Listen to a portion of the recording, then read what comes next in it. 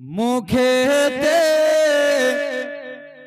মুখেতে ডাকি মা, বুকেতে রাখো মা,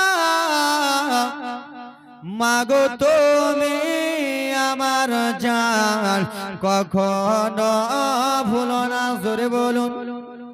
মুখেতে মুখেতে ডাকি মা, বুকেতে রাখো মা, মাগো তুমি আমার জান, কখনো ভুলো না।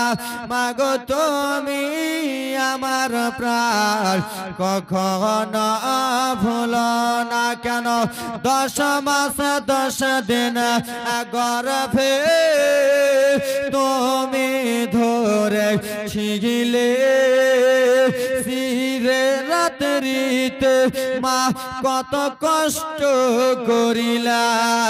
10 মাস 10 দিন গর্ভে তুমি ধরে ছিগিলে, শীতের রাত্রিতে মা কত কষ্ট করিলে। মাগো তোমার দুধের দাম কভু শোধ হবে না। মাগো তোমার দুধের ঋণ কভু শোধ হবে না। বুকে গেতে রাখো মা, মুখেতে ডাকে মা, মাগো তুমি আমার জান, কখনো ভুলো না। জোরে বলুন। সমস্ত প্রশংসা গুণগান গুণকীর্তন গুণভাজন করুণাময় রব্বুল আলামিনের প্রতি।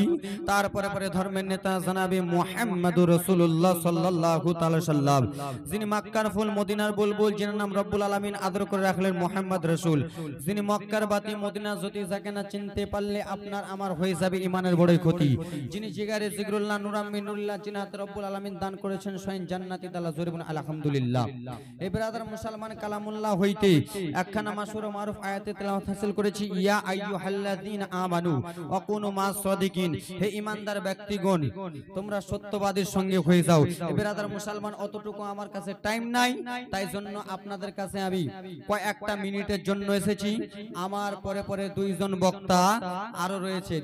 এই আব্বাজান আমার ভাইজান আমার ব্রাদার মুসলমান, আপনারা কে আমার বাড়ির পাশে জীবনী হলো ইমাম হাসান হুসেনের জীবনী শুনিয়েছি, পাশে জীবনী হলো ওখানে হযরতে বেলালের ঘটনা শুনিয়েছি।